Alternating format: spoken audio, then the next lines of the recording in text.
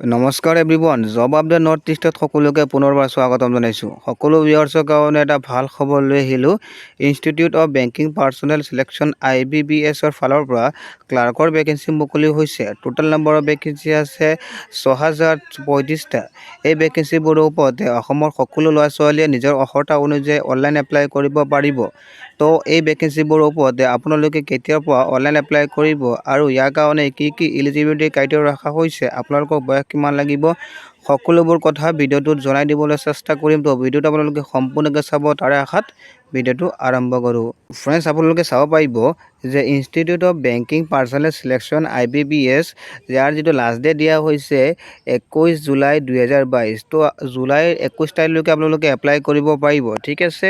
যিটো ভেকেঞ্চি মুকলি হৈছে সেইটো IBPSৰ ফালৰ পৰা মুকলি হৈছে ঠিক আছে institute of banking personnel selection ঠিক আছে সো আপোনালোকে চাব পাৰিব যে ইয়াতে কৈছে যে release on employment notification to conduct online examination for the next common recruitment process CRP 12 to require 6035 vacancy in clerical cadre. The exam is tentatively scheduled in September 2022 and October 2022. Interested and eligible candidate may apply online here. So friends, আপোনালোকে চাইছে CRP 12ৰ যিটো common recruitment process হয় সেই processor আণ্ডাৰতে 6035টা vacancy in ক্লেৰিকেল কেডাৰৰ ওপৰত যিটো ক্লাৰ্কৰ পদ হয় সেই পদৰ ওপৰতে 6035টা ভেকেঞ্চি মুকলি কৰা হৈছে মনত থাকিবনে ফ্ৰেণ্ডছ ঠিক আছে মুকলি হৈছে IBPSৰ ফালৰ পৰা ঠিক আছে নতুনকৈ এখন এমপ্লয়মেণ্ট নটিফিকেশ্যন জাৰি কৰা হৈছে ঠিক আছে ফ্ৰেণ্ডছ সো আপোনালোকে চাব পাৰিব যে ইয়াত টেন্টেটিভলি কৈছে মিনছ অনুমানিক আপোনালোকৰ যিটো এক্সাম হ'ব সেইটো ছেপ্টেম্বৰ নহ'লে অক্টোবৰৰ ভিতৰতে হৈ যাব ঠিক আছে এইটো অনুমানিক কৰা হৈছে এতিয়ালৈকে এক্সাম ডেট প্ৰকাশ দিয়া নাই এইটো এটা অনুমানিক কোৱা হৈছে গম পাইছেনে ফ্ৰেণ্ডছ ছেপ্টেম্বৰ আৰু নহ'লে অক্টোবৰতে হৈ যাব ঠিক আছে সো আপোনালোকে যদি ইণ্টাৰেষ্টেড আৰু এলিজিবল হয় তেনেহ'লে ইয়াৰ কাৰণে অনলাইন এপ্লাই কৰিব পাৰিব সো আহক আৰু কি আছে চাই লওঁ সো ফ্ৰেণ্ডছ আপোনালোকে চাব পাৰিব ঠিক আছে IBPS ক্লাৰ্ক ৰিকুৱাৰমেণ্ট 2022 যিটো আপোনালোকে এক্সামিনেশ্যনৰ নাম হ'ব সেইটো হ'ব IBPS CPR ক্লাৰ্ক 12 ঠিক আছে মনত ৰাখিবনে ফ্ৰেণ্ডছ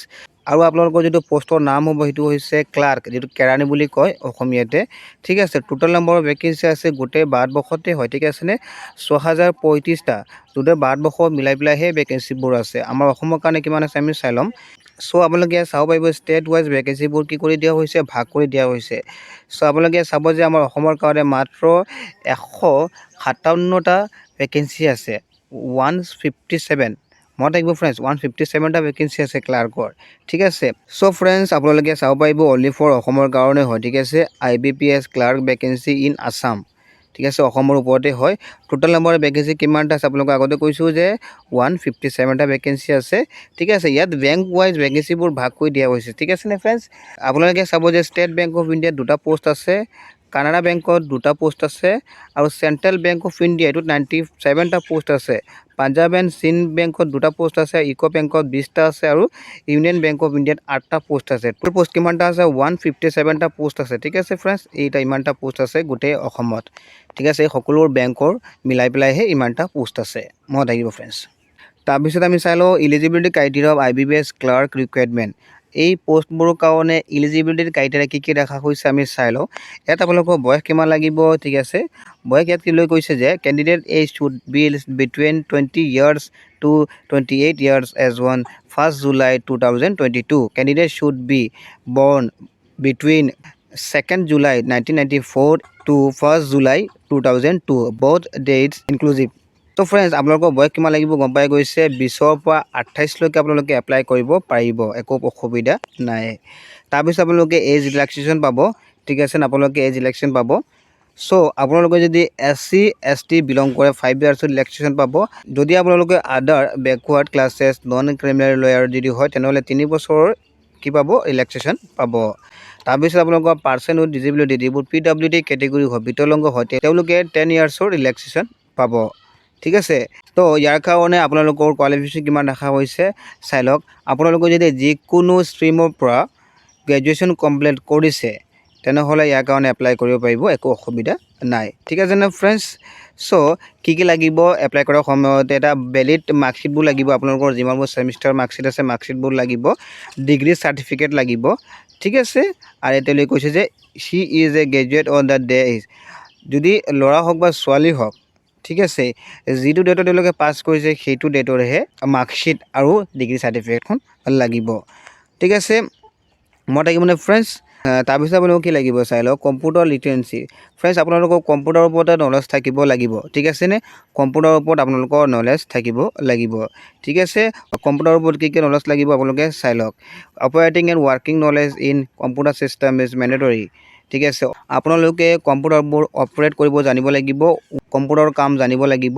ঠিক আছে আৰু আপোনালোকক কি বিচৰা হৈছে চাই লওক সাৰ্টিফিকেট ডিপ্লোমা আৰু যি থাকে আপোনালোকৰ কম্পিউটাৰ ডিপ্লোমা সাৰ্টিফিকেট সেইবোৰ আপোনালোকৰ লাগিব ঠিক আছে নে ফ্ৰেণ্ডছ তাৰপিছত আপোনালোকে চাই লওক preference in the official language of the state UT candidates should have to read write and speak the official language of the state UT for which vacancies a candidate wishes to apply যদি vacancy কাৰণে যোনবোৰ candidate apply কৰিব সেই ভ্যাকেন্সিবোৰ ওপৰত আপোনালোকে state language যেটো আছে আপোনালোকে যি ষ্টেটত বিলং কৰে সেই ষ্টেটৰ অফিচিয়েল লেংগুৱেজটো ক'ব জানিব লাগিব লিখিব জানিব লাগিব ঠিক আছে লগতে ইউটিউব বুলি কৈছে ঠিক আছে নে আপোনালোকে হিন্দীটো ভালকে জানিব লাগিব নেক্সটত আছে চাই লওক আপোনালোকে সিলেবাসটো কেনেকুৱা ধৰণৰ হ'ব আপোনালোকৰ IBPS ক্লাৰ্ক এক্সাম সিলেবাসবোৰ কেনেকুৱা ধৰণৰ হ'ব চাই লওক ফাৰ্স্ট হ'ব আপোনালোকৰ প্ৰাৰম্ভিক এক্সামিনেশ্যন মনত থাকিব ঠিক আছে প্ৰাৰম্ভিক এক্সামিনেশ্যন আপোনালোকে চাব যে আপোনালোকৰ সাবজেক্টবোৰ কেনেকুৱা ধৰণৰ থাকিব ইংলিছ ল্যাঙ্গুৱেজ থাকিব নুমেৰিকেল এবিলিটি থাকিব ৰিজনিং এবিলিটি থাকিব টোটাল নম্বৰ থাকিব 100 ঠিক আছে আৰু 100 মাৰ্কৰে এক্সাম হ'ব আপোনালোকৰ 100টা কোৱেশ্চনে থাকিব ঠিক আছে ইংলিছত 30 মাৰ্ক থাকিব নুমেৰিকেল এবিলিটিত 35 মাৰ্ক থাকিব ৰিজনিং এবিলিটিত 35 মাৰ্ক থাকিব ঠিক আছে অনলি ফৰ 60 মিনিট সময় দিয়া হ'ব প্ৰাৰম্ভিক এক্সামৰ কাৰণে ঠিক আছে যেটো প্ৰথম যেটো আপোনালোকে এক্সাম হ'ব সেইটো এক্সাম তাৰপিছতটো হৈছে মেইন এক্সাম ঠিক আছে প্ৰথম যেটো এক্সাম হয় এই এক্সাম ক্লিয়াৰ কৰাৰ পিছত আপোনালোকে মেইন এক্সামতে বহিব সো আপোনালোকে চাই লওক তাৰ কাৰণে কি সাবজেক্ট আছে জেনাৰেল ফাইনান্সিয়েল এৱাৰনেছ তাৰ কাৰণে 50 মাৰ্কস থাকিব ঠিক আছে তাৰপিছত আছে জেনাৰেল ইংলিছৰ কাৰণে 14 মাৰ্কস থাকিব ঠিক আছে আৰু ৰিজনিং এবিলিটি আৰু কম্পিউটাৰ এপ্টিটিউড এই দুটা মিলাই পেলাই আপোনালোকৰ 60 মাৰ্কস থাকিব ঠিক আছে 50টা কোৱেশ্চন থাকিব কিন্তু 60 মাৰ্ক পাব আপোনালোকে ঠিক আছে তাৰপিছত আছে কোৱান্টিটিভ এপ্টিটিউডত 50টা কোৱেশ্চন থাকিব আৰু 50 মাৰ্কস থাকিব ঠিক আছে টোটাল 190টা কোৱেশ্চন থাকিব আৰু 200 মাৰ্কসৰ এক্সামটো হ'ব টোটাল আপোনালোকক 160 মিনিট দিয়া হ'ব ঠিক আছে মই থাকিব মানে ফ্ৰেণ্ডছ 160 মিনিট আপোনালোকক সময় দিয়া হ'ব ঠিক আছে তাৰপিছত আপোনালোকে চাই লওক এপ্লিকেশ্যন ফিজ ঠিক আছে আপোনালোকে যদি SC ST PWD এক্স সাৰ্ভিসম্যান হয় তেনেহলে 175 দিব লাগিব যিবোৰ GST সহ ঠিক আছে GST সহ আপোনালোকে এপ্লিকেশ্যন ফিজ 175 175 টকা অনলাইন এপ্লিকেশ্যন ফিজ দিব লাগিব আদাৰ যিবোৰ আছে জেনাৰেল OBC এইবোৰে 850 টকা এপ্লিকেশ্যন ফিজ দিব লাগিব এপ্লাই কৰাৰ সময়ত আপোনালোকে এই ফিজটো দিব ঠিক আছে উইথ GST ঠিক আছে নে সো আপোনালোকে পেমেন্ট কেনে কৰিব পেমেন্টটো আপোনালোকে অনলাইনতে কৰিব পাৰিব ঠিক আছে ডেবিট কাৰ্ড দি কৰিব পাৰিব RuPay Visa Mastercard Maestro credit card আপোনালোকৰ তাৰ যি সুবিধা আছে সেই অনুযায়ী আপোনালোকে কি কৰিব পাৰিব নিজৰ যেটো এপ্লিকেশ্যন ফিজ এটো দিব পাৰিব ঠিক আছে পেটিএম হওক বা ফোন পে হওক ইউজ কৰি পেলাই আপোনালোকে দিব পাৰিব তাৰপিছত আছে ইম্পৰ্টেন্ট ডেট ঠিক আছে ইম্পৰ্টেন্ট ডেটবোৰ আপোনালোকে চাই লওক কেতিয়াবা এপ্লাই কৰিব সো এপ্লাই আপোনালোকে 1 জুলাইৰ পৰা কৰিব মই থাকিব ফ্ৰেণ্ডছ 1 জুলাইৰ পৰা আপোনালোকে এপ্লাই কৰিব লাষ্ট ডেট দিয়া হৈছে 21 জুলাই ঠিক আছে 21 তাৰিখলৈকে এপ্লাই কৰিব পাৰিব ঠিক আছে ফাৰ্স্ট যেটো আপোনালোকক কল লেটাৰ দিয়া হ'ব এটো PET টেষ্টৰ কাৰণে ঠিক আছে PET টেষ্টৰ কাৰণে আপোনালোকক কল লেটাৰ দিয়া হ'ব এটো আগষ্টত পাব আপোনালোকে আগষ্টৰ পাব ডেটটো দিয়া নাই প্ৰাৰম্ভিক এক্সাম হ'ব সেইটো আগষ্টতে হ'ব ঠিক আছে তাৰ কাৰণে আপোনালোকে আগষ্টত নিজৰ কল লেটাৰখন ডাউনলোডিং কৰিব পাৰিব তাৰপিছত চাই লওক যেটো এক্সাম হ'ব আপোনালোকৰ সেইটোটো আপোনালোকে আগষ্টতে এডমিট কাৰ্ডখন ডাউনলোড কৰিব আৰু এক্সামটো আপোনালোকৰ ছেপ্টেম্বৰতে হ'ব পাৰে ঠিক আছে সো ইয়াৰ ডেটটো প্ৰকাশ পোৱা নাই মই থাকিব ফ্ৰেণ্ডছ আপোনালোকে চাই লওক date for release result for online exam September October আপোনালোকৰ যি এক্সাম হ'ব সেইটো অনলাইনতে হ'ব ঠিক আছে ফ্ৰেণ্ডছ আৰু যেটো ডেট হ'ব সেইটো ছেপ্টেম্বৰ বা অক্টোবৰতে হ'ব